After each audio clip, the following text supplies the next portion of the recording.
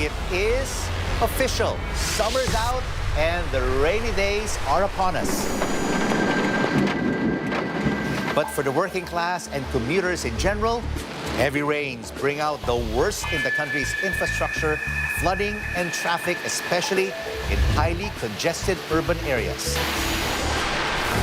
With COVID-19 restrictions at their lowest, allowing more people to go about their business, authorities advise the public again to brace for heavier traffic as the government catches up on efforts to ease the burden on travel. And with the season of calamities again on our doorstep, how is the private sector contributing to disaster risk reduction and management? The vision of disaster-ready and resilient businesses in our C-Suite Vision.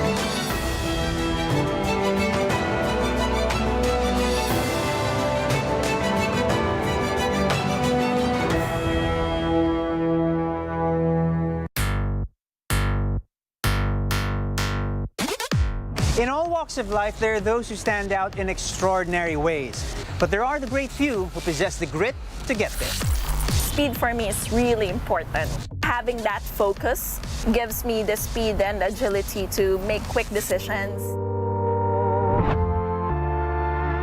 For me, it's really the technology, especially as we grow more and more and look to the next 10x growth. It's at a scale where it needs to be world-class. Work and fun. I think that's where passion is built. Definitely the car component is the factor. I work best in the car. Really? Let's get you connected here to make sure you don't miss any of your calls. There's no reason why you can't build something great. I'm Paolo Abrera. Let's find out why they belong to the Ultimate Drive Club. For the all-new episode of Business Matters, celebrating 50 years as one of the leading providers of affordable nutrition for Filipino families, and also makes impact in nation building through its outstanding corporate purpose responsibility programs for dairy farmers, livelihood, and the environment. All of this and more on Business Matters. The adventure starts here. And everywhere else animals live.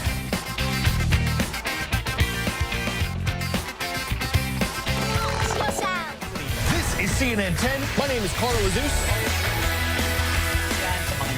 Samahan ninyo kaming pasikatin ang mga kaalaman.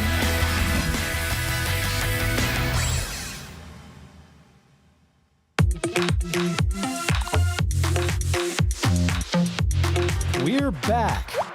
Hell yeah! I take it very, very seriously. This week on Hollywood Express. F9 is already a record breaker. It's very humbling to watch them and be able to take advice from them. A magical reunion is in the works. You know, music, movies, and other forms of entertainment have become a necessity to all of us as we stay home amid the pandemic.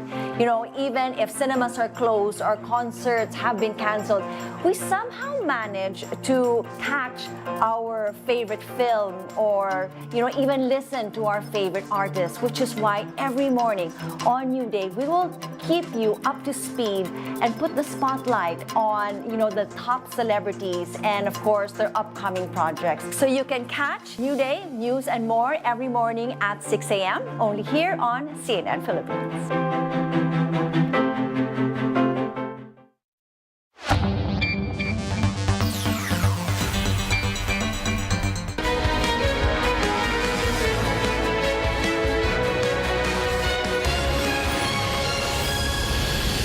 This is Newsnight, where we go above and beyond the headlines. I'm Pia Ontiveros. Tonight on the program, just a day after yet another group of foreign tourists test positive for COVID-19, the government eases protocols for some inbound travelers. The police suspect an ISIS-linked group is behind two explosions in South Cotabato and Sultan Kudarat, while authorities look into reported bomb threats in Cebu City. And on a lighter note, Korean pop groups taking over entertainment news tonight. One is heading to the White House, another releasing a new album, and more are hitting the concert stage.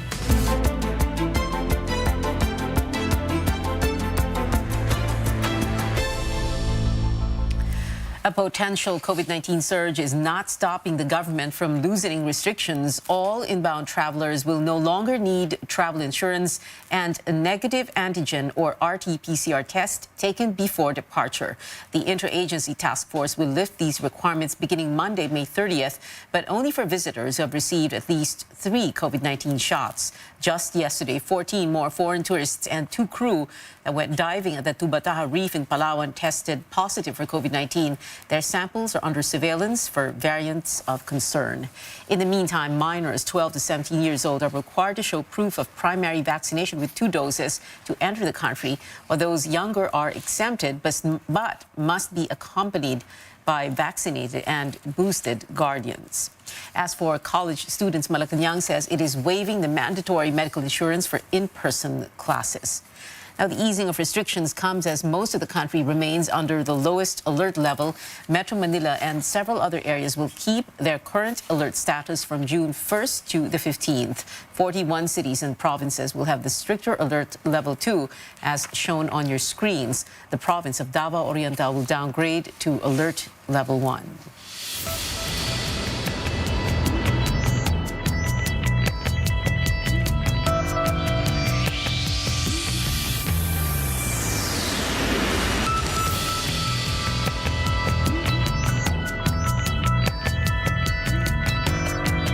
Local governments, meanwhile, are not taking the situation lightly. In Metro Manila, officials are doubling down in efforts to prevent another spike in infections. Stanley Gaheta tells us exactly what measures are in place. The number of individuals taking booster shots against COVID-19 is still low as per the Health Department. This may lead to a new surge if Filipinos remain complacent under Alert Level 1. How ready are the local government units in Metro Manila? Will there be sufficient health services in case another surge happens?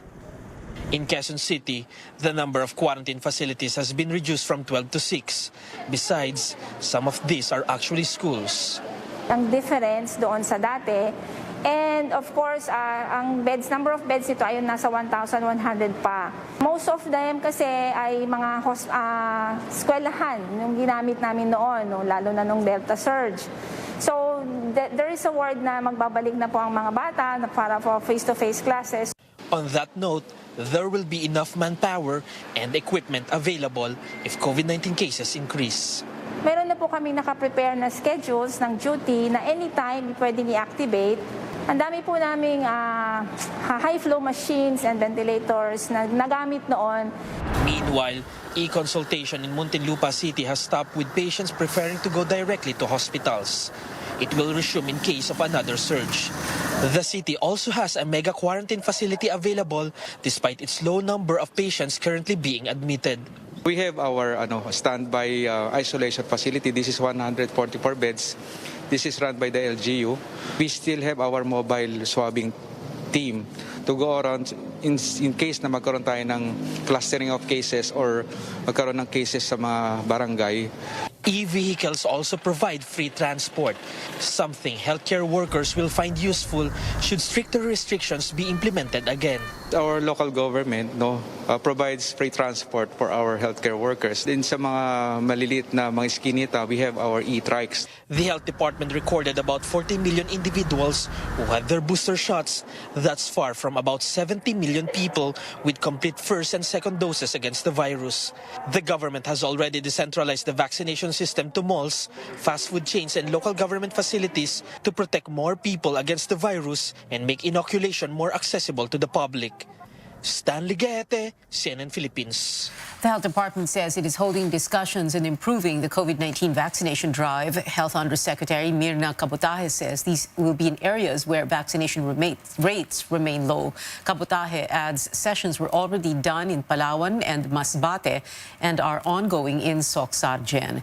Quezon Province and Negros are scheduled to hold their sessions next week.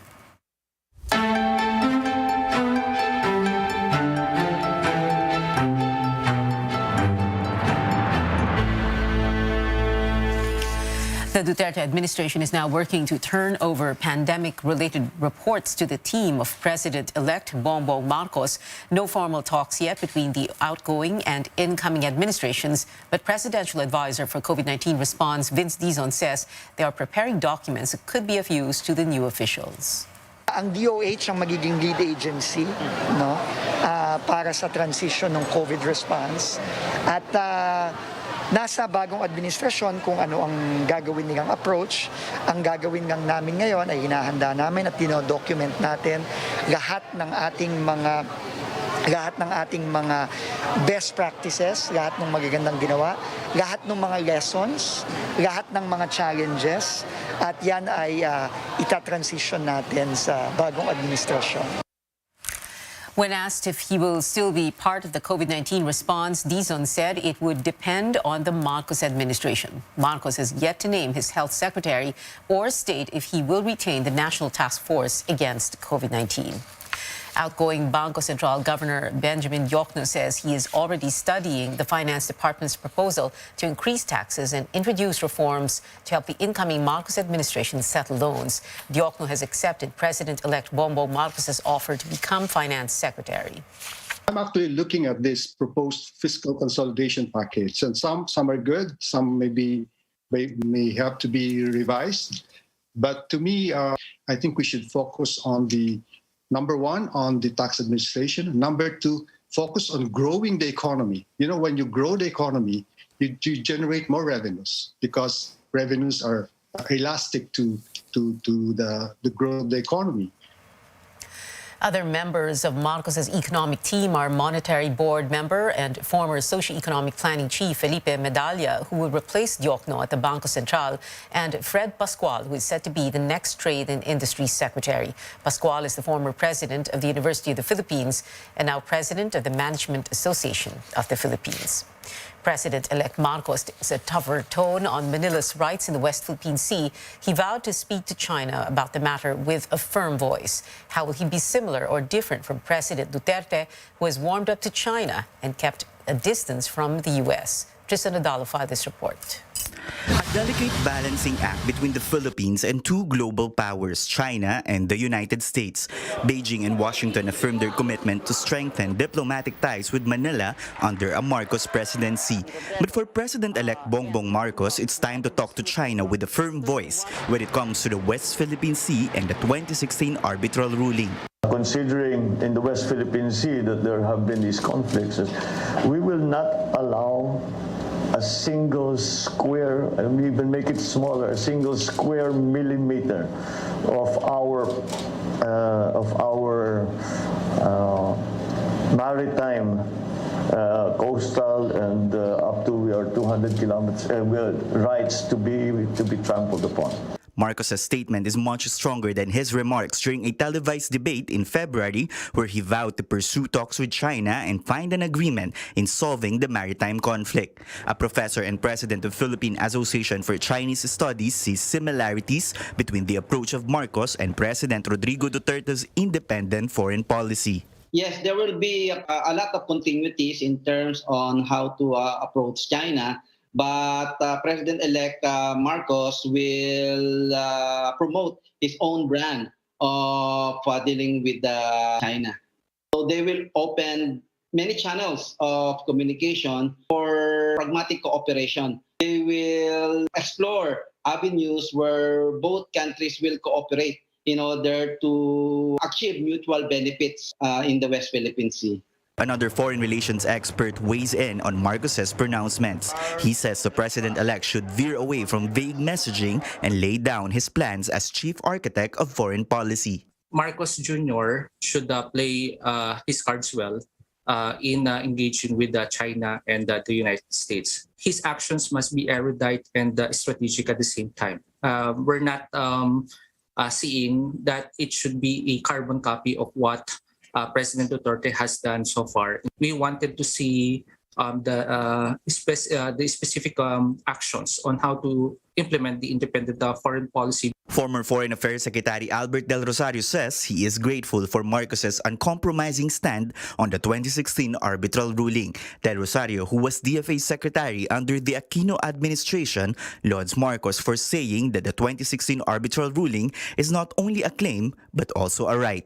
Del Rosario says that while Marcos is off to a good start in dealing with the West Philippine Sea dispute, he says that Marcos should continue raising the arbitral ruling in the United Nations General Assembly, consolidate the support of allied nations, and make sure that we will have a credible defense system to further protect our territory. Tristan Udalo, CNN Philippines. Former COMELEC Commissioner Rowena Guanzon faces a graft complaint over the supposed premature disclosure of her vote in the disqualification case against then-candidate Bongbong Marcos. The Citizens Crime Watch group, led by lawyer Ferdinand Topacio, filed the complaint before the Office of the Ombudsman. The group says Guanzon violated the Anti-Graft and Corrupt Practices Act for revealing her vote ahead of the COMELEC First Division and identifying Commissioner Amy Ferolino as the author of the resolution. Guanzon accuses Topacio of holding a grudge against her as she earlier sued him for unjust vexation. Topacio denies filing the complaint for personal reasons. Straight ahead on Newsnight, the satellite internet service firm of Elon Musk is officially entering the country. And K-pop fans are in for a treat with 4 K-pop acts on one stage this weekend. Details right here on CNN Philippines.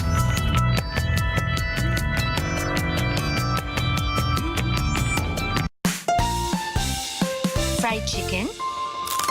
Timplang happy. Tocino? Timplang magandang gising. Inasal? Ito, medyo timplang umuusok. Galit-galitan. Spicy? Timplang hot na hot. With easy-to-cook Magnolia Chicken Timplados. Iba't ibang sarap ng chicken, kaya. Ikaw, anong Magnolia Chicken Timplados mo? Iba't ibang easy chicken sarap.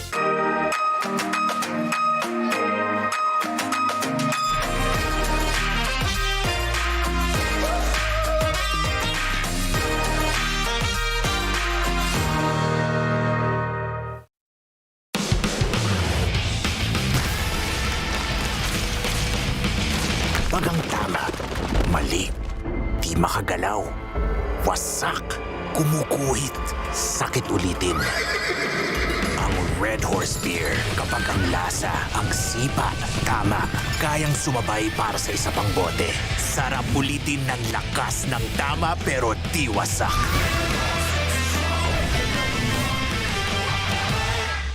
You know, music, movies, and other forms of entertainment have become a necessity to all of us as we stay home amid the pandemic. You know, even if cinemas are closed or concerts have been canceled, we somehow manage to catch our favorite film or, you know, even listen to our favorite artists, which is why every morning on New Day, we will keep you up to speed and put the spotlight on, you know, the top celebrities and, of course, their upcoming projects. So you can catch New Day, news and more every morning at 6 a.m. only here on CNN Philippines.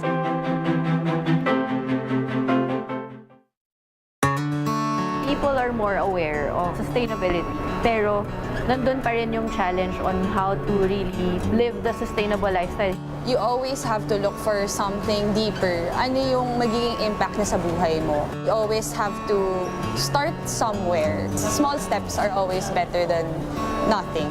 Gusto namin, nakukuha rin ng ibang tayong idea and ma-replicate. Kasi yung ganitong mga bagay, zero waste, pagtulong sa mga farmers, para lumaki yung impact, kailangan mas maraming gumawa.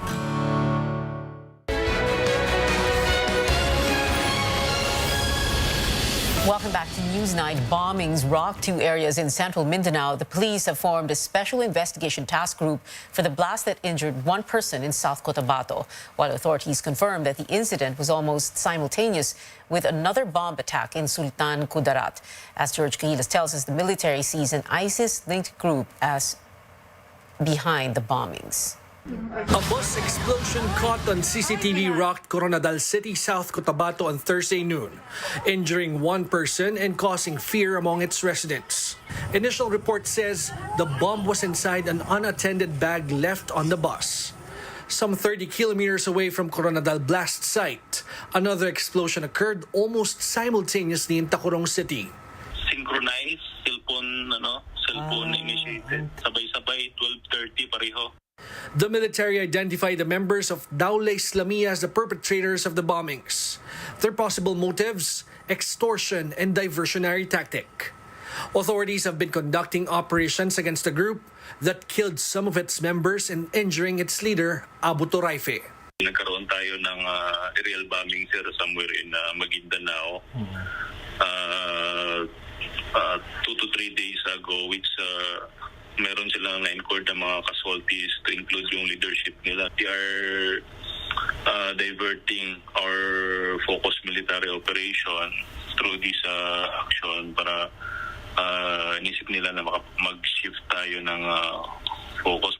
While the Daula Islamia in Central Mindanao is believed to be losing membership, Philippine Institute for Peace, Violence and Terrorism Research Chairperson Romel Banlawi says the group is still capable of launching violent attacks. Mainam na nga na ganyan dahil hindi nagkaroon ng mass casualties yung kanilang violent activities, pero hindi ibig sabihin ay magiging kampante na tayo, magpatuloy tayo sa pagmamatyag sa kanilang galaw dahil meron pa rin silang intention talaga na ma-revitalize yung kanilang grupo. Sa ngayon, they are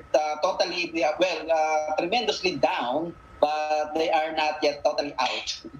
Authorities are still identifying the suspects behind the attacks. They vowed to ensure that a similar or more destructive episode won't happen again in the area. George Cahiles, CNN Philippines. Police are investigating the reported bomb threats in 4 areas in Cebu City. Circulating text messages reached government employees Thursday that bombs were planted at City Hall, the Hall of Justice at the North Reclamation Area, Carbona Public Market, and along the Cebu-Cordova Link Expressway. Authorities did not find any bombs in these areas. The bomb scare happened about the same time explosions were reported in Mindanao. Police say they are coordinating with the Anti-Cybercrime Unit to find out who was behind the text messages. Acting Cebu City Mayor Dondon Ontiveros called for a meeting with police station commanders and ordered strict monitoring of people arriving from other provinces. In other news, the Senate Blue Ribbon Committee's report on the Farmally controversy appears to be in limbo. Chairman Richard Gordon says it still lacks 2 signatures from members. That has been the case since February. Only 7 regular members have signed the report when it needs the majority or 9 members to send it to the plenary for approval. In a text message to CNN Philippines, Gordon said he will try to sponsor it at the plenary on Monday. When asked if he's expecting 2 other colleagues to sign the report, Gordon said, quote, "Hope for the best," unquote. After 18 committee hearings, Gordon recommends charges against President Duterte, Health Secretary Francisco Duque, and other government officials and personalities over anomalies in supply deals cornered by Farmally Pharmaceutical at the height of the pandemic. The report is now in limbo with only 3 session days left in the 18th Congress. Senate President Tito Soto adds 2 Farmally executives detained at the Pasay City Jail are also set to be released after session adjourns on June 3rd. News overseas now. The small community of Uvalde in the U.S. state of Texas is still suffering from the deadly shooting that took away over a dozen lives. Chris Nguyen reports authorities are trying to determine why no one confronted the gunman before he entered the scene. This is the agony of parents waiting outside of Robb Elementary, pleading for police to go inside as authorities say a gunman barricaded himself inside of the school Tuesday. He walked in unobstructed initially. So from the grandmother's house to the bar ditch to the school, into the school, he was not confronted by anybody. Inside, nearly an hour of sheer terror as students and staff hid. We were all hiding behind the stage in the cafeteria when it happened. The gunman shot and killed 19 students and 2 teachers in a single 4th grade class. Among the victims, 10-year-old Amarie Jo Garza, whose father said she was trying to call for help when she was shot. I just want people to know that she just died trying to save her classmates. She just wanted to save everyone. Many questions remain about how this man was able to get inside the school and the red flags that could have been raised prior to the shooting, including text messages to a teenage girl where he writes, "I'm a go shoot up a elementary school right now." Why did he do this? Who is this man? The suspect. We're going to find out. Meanwhile, outside the school, a growing memorial as Uvalde tries to heal from the pain. CNN's Chris Nguyen there reporting. New COVID-19 cases and deaths are declining in most parts of the world. The World Health Organization reports weekly infections in various regions have continued to fall since the peak in January. It says only the Americas and the Western Pacific are seeing an increase in cases. Aside from COVID-19, the United States is monitoring more monkeypox infections. The U.S. Centers for Disease Control has identified 9 new cases in 7 states. All cases are within men who had sex with other men. The CDC says it is still uncertain if the outbreak will become a major concern in the U.S. If monkeypox circulates widely here in the United States, would we worry that it could become endemic here, meaning that it would circulate at low levels among people, or enzootic, meaning that could there be a wildlife or animal reservoir that could occasionally infect people? I think we're in the very early days of our investigations. I think that we are working hard to identify cases, and we don't yet know how many there might be. We're working hard to contain the cases that are happening so they don't spread onward. So I think it's a little too early to tell. Here at home, health officials are conducting internal talks for the possible acquisition of antivirals. They're also exploring sources of monkeypox vaccines. The satellite internet service firm of American tech billionaire Elon Musk is officially entering the country. The National Telecommunications Commission has approved the registration of Starlink Internet Services Philippines, a subsidiary of SpaceX. Starlink can now build and operate broadband facilities to offer internet services. Regulators issued the license just 30 minutes after Starlink submitted its application. The Philippines will be the first Southeast Asian country where Starlink would offer its services with download speeds of 100 to 200 megabits per second. More stories ahead. An NBA team has secured a ticket to the finals, and fans will get to see some of their favorite K-pop idols here in Manila very soon. Stay tuned to CNN Philippines.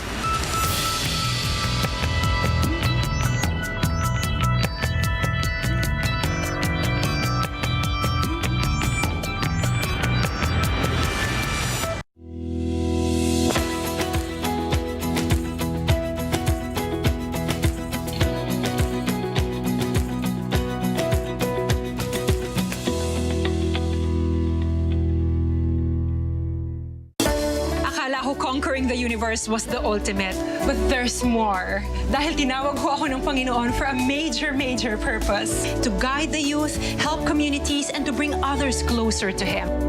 Kaya I take care of my health through proper diet, exercise, and MX3 capsule. I am ready to serve. Kasi para sa Panginoon, hindi lang ako 4th runner-up. First place ako sa puso niya. Mahalagang paalala, ang MX3 capsule ay hindi gamot at hindi dapat gamiting panggamot sa anumang uri ng sakit. Land Bank has always believed that in this country, we have to dream big. And so we learned to build something out of nothing. Improving the quality of life for our people so that we can keep in step with a brave new world and make our big dreams come true.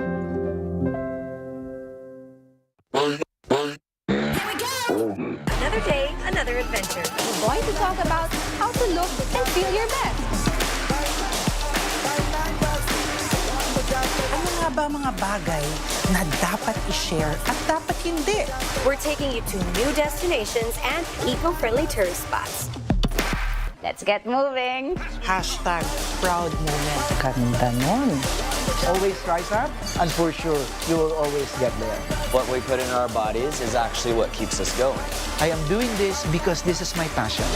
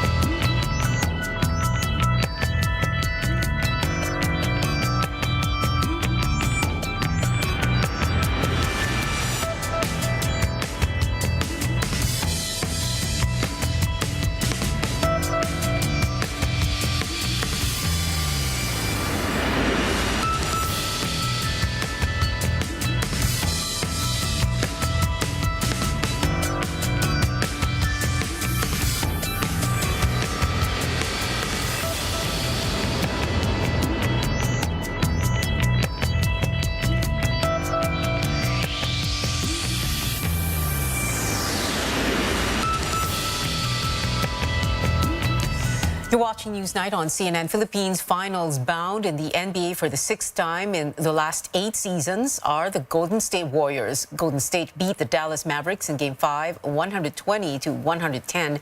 Klay Thompson scored 32 points for the Warriors. Stephen Curry went home with another victory, taking the first Magic Johnson Western Conference Finals MVP award. To face the Warriors for the championship are either the Boston Celtics or the Miami Heat. The Celtics lead the Eastern Conference Finals 3-2. The 6th match is set tomorrow, 8:30 a.m. Philippine time. K-pop news now. BTS is going from the stage to the White House. The award-winning group will meet with U.S. President Joe Biden next Tuesday to address anti-Asian discrimination and discuss Asian representation. President Biden says he's committed to change, signing into law last May an act giving police resources to investigate hate crimes. For fans of 17, the boy group dropped a new music video and album today. Face the Sun, the K-pop artist's 4th record, is out. And so is the video for its upbeat title track, Hot. Let's take a look.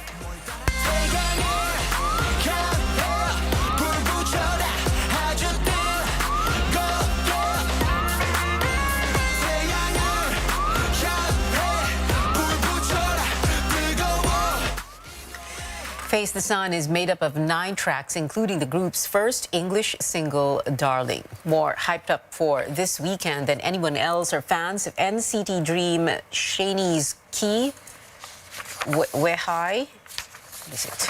Wehai, and Alice, Begin Again. K-pop edition 2022 is happening this Sunday, 5 p.m. at the Araneta Coliseum. This is the first K-pop concert in the country since the pandemic. Only 5 members of NCT Dream will grace the stage because Mark and Haechan have activities in Japan.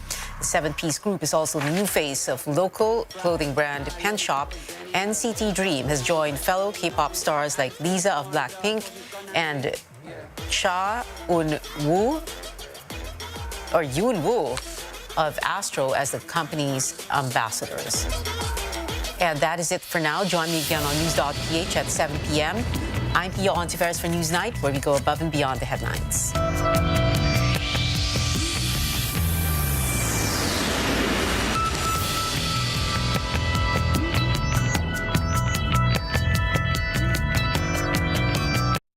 This program is brought to you by... Ngayong panahon ng pandemya, nagkaroon ng iba't ibang mga protocols ang bawat LGU. Sana po ay matulungan kami ng Department of Science and Technology upang mapadali ang pag-uwi ng mga pasahero. Yung SPAS po is a travel management system in response doon sa need natin for travel coordination papunta sa ating mga destination LGUs.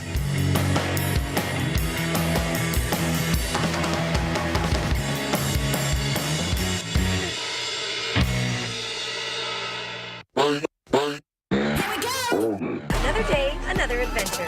We're going to talk about how to look and feel your... Sedentary living due to pandemic restrictions is leading to lifestyle diseases. For instance, people working from home are becoming less physically active and binging more on snacks that are higher in salt, fat, and unwanted sugar. One common condition resulting from these behaviors is hypertension, and one of the most dangerous and also one of the conditions. That is why it's called the silent killer, but it doesn't have to be. I'm Dr. Freddy Gomez, and we'll bring you the knowledge and care you need, especially in this time of COVID-19. You're watching MedTalk Health Talk on CNN Philippines.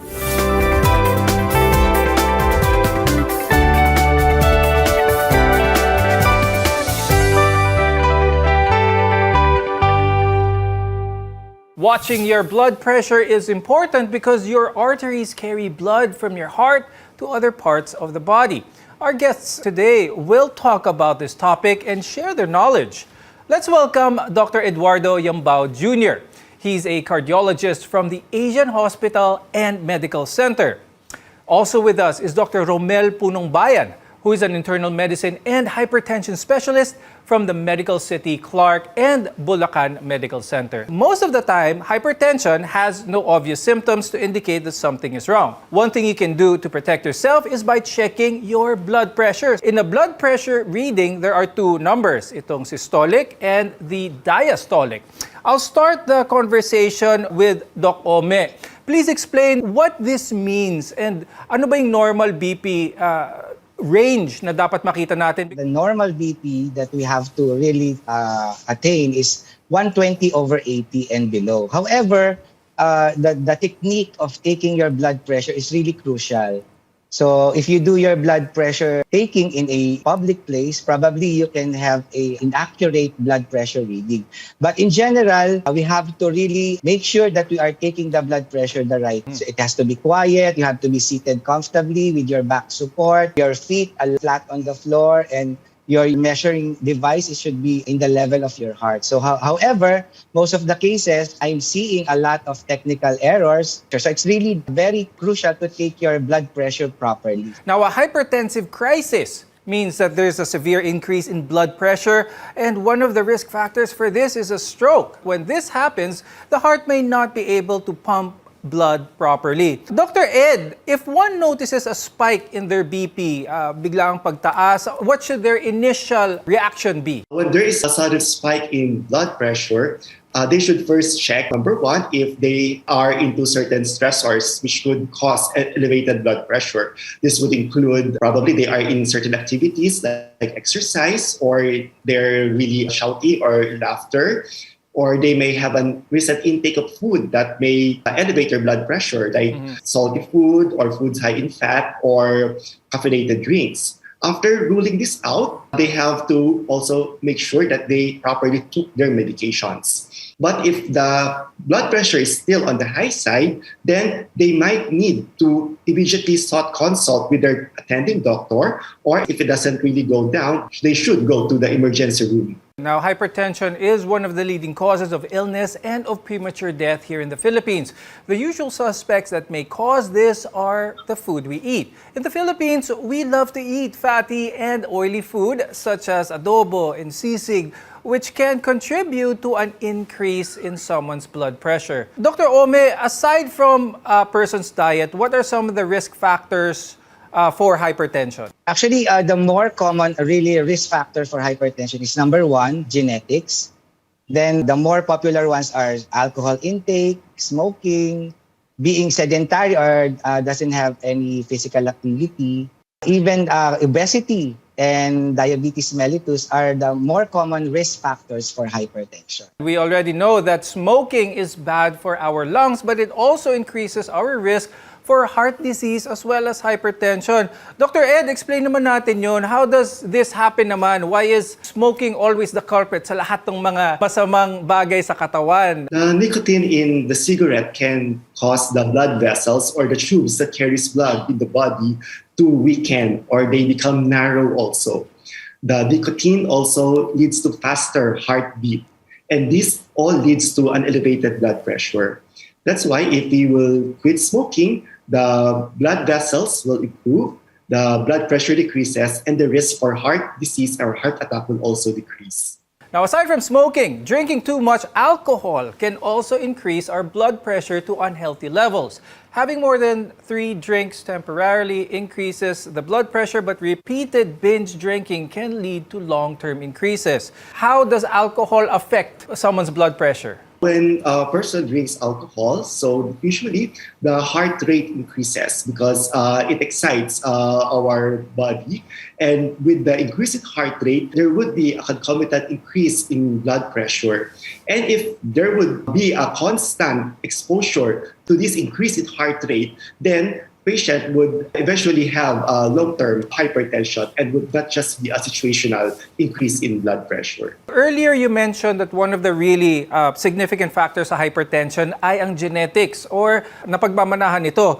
Now, if someone has a strong familial line of hypertensive parents, grandparents, whatnot, what can they do about this? Since the genes are unmodifiable, so we cannot modify the genes, what we can do is just to delay the onset of your hypertension. So there have been a lot of genes related to hypertension, and definitely 30 to 60% of hypertensives are still the hereditary ones, the inherited ones. We call it the primary or the essential hypertension. So technically, what we can do is just to delay by modifying our lifestyle. Now, people with high blood pressure puts themselves at higher risk for COVID-19 due to their weaker immune system. Doc Ome, what can people with hypertension do to protect themselves from coronavirus, since it's still with us up to now? Hypertension will, with the implication of your ACE2 receptors and the abnormalities in your renin-angiotensin system and some other receptors like your toll-like receptors, which is responsible for inflammation. Hypertensive patients are really at risk for acquiring the COVID virus. So what they can do is to just continue their medication so that their blood pressure is within normal levels. Probably it will lower the risk for them to acquire the infection. Doc Ome, as a follow-up to that, with regards to vaccinations, there's been a lot of conflict, especially when it comes to the vaccination sites. Hindi pumapasa yung mga hypertensives dahil mataas ang BP nila, either hindi nila nakukuha yung booster nila or vaccination nila. What is the current guidelines now? Ano bang dapat alalahanin ng mga hypertensives whenever they get their vaccine or their booster? They have been instructed to continue their hypertension medications before going to the vaccination site because, Filipinos are really needle phobic. So when they go to a vaccination place, there's an increased stress. Mm-hmm. So the tendency is for them to elevate their blood pressure. So the better thing to do is before going to the vaccination site, make sure that you take your regular antihypertensive medication. Now, when left undetected, hypertension can cause a number of problems. When we return, we'll talk about the complications of hypertension. We're your connection to healthcare. You're watching MedTalk Health Talk.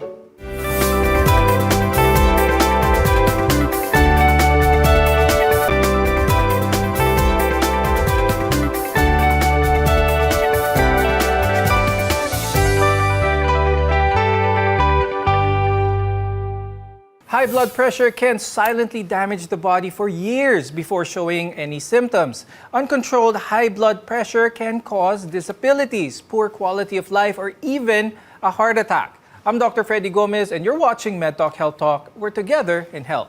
The excessive pressure on your artery walls caused by high blood pressure can damage your blood vessels as well as other organs. Now, the higher the blood pressure and the longer it goes uncontrolled, the greater the damage here.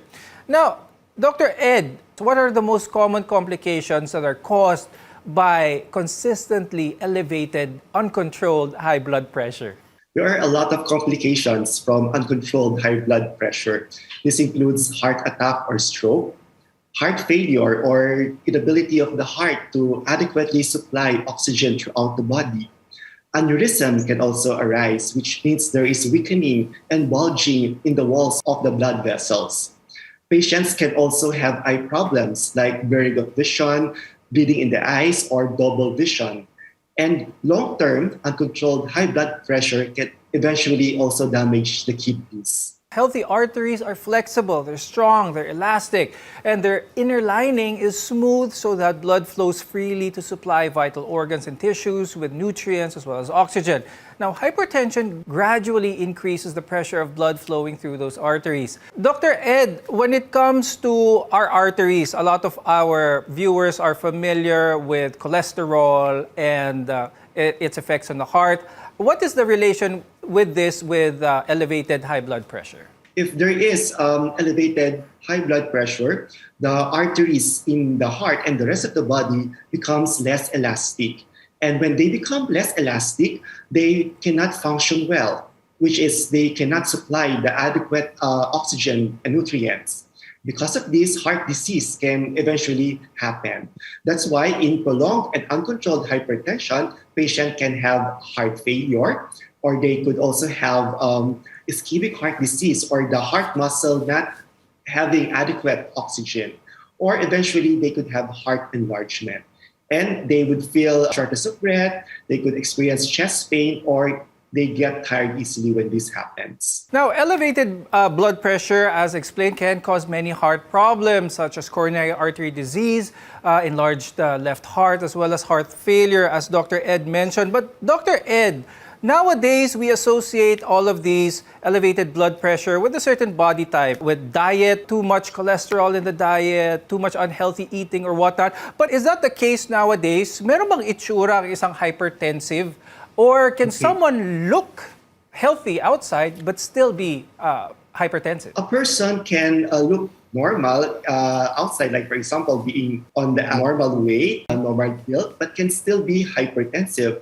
And because genetics, as what Dr. Punong Bayan also mentioned, do play a big role in high blood pressure. This brings to the importance of having a regular follow-up and regular monitoring of blood pressure. And other factors like food, obesity could just factor in or further aggravate a person with genetically predisposed condition to develop hypertension. Now, hypertension can also damage the brain because our brain depends on a nourishing blood supply to work properly.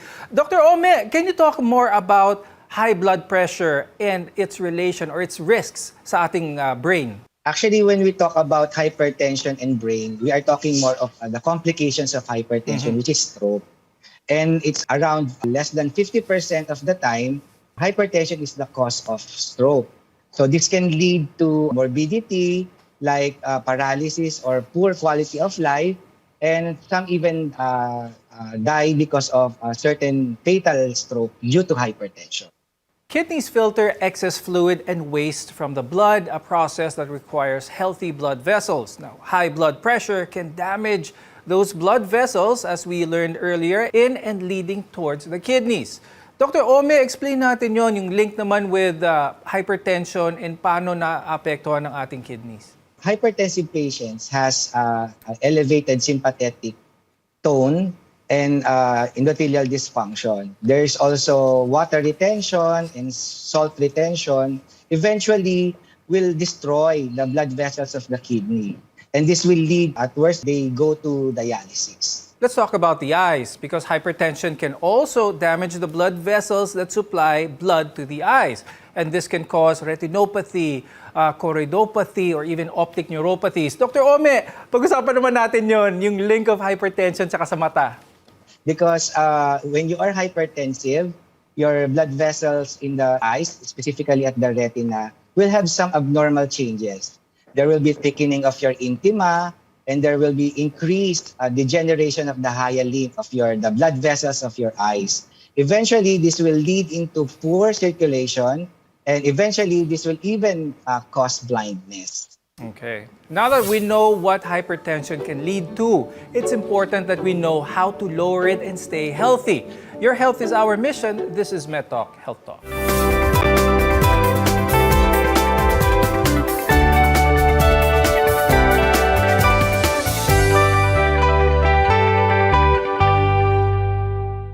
If you've been diagnosed with hypertension, you might think about taking medications to bring your numbers down.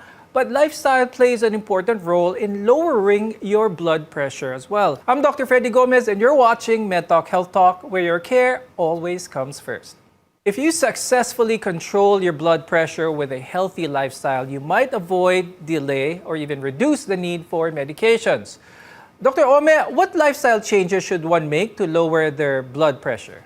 Diet and lifestyle really has a great impact on the blood pressure. So we have to have a regular exercise, not being sedentary. So at least it's more of most days of the week, at least 30 minutes moderate intensity cardio or aerobic exercise.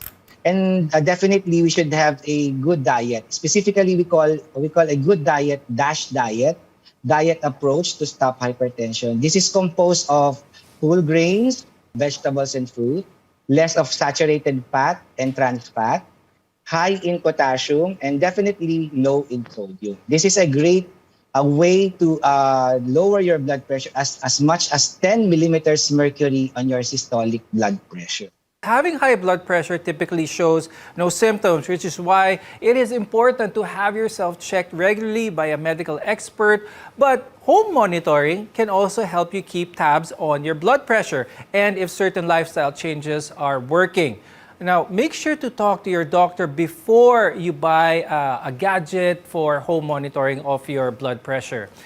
Dr. Ed, how can we properly check our BP at home? Let's start first with ano ba yung maganda to have at home? Anong klaseng gadget? We have electronic ones, we have the manual ones, we have the wrist ones even nowadays. What is your recommendation? For home BP monitoring, since usually it's the person himself will check his blood pressure, it is ideal that he use an electronic or digital BP monitor. It could either be a wrist digital monitor or the arm digital monitor, and make sure it's properly charged or it has an adequate battery so that it could function well.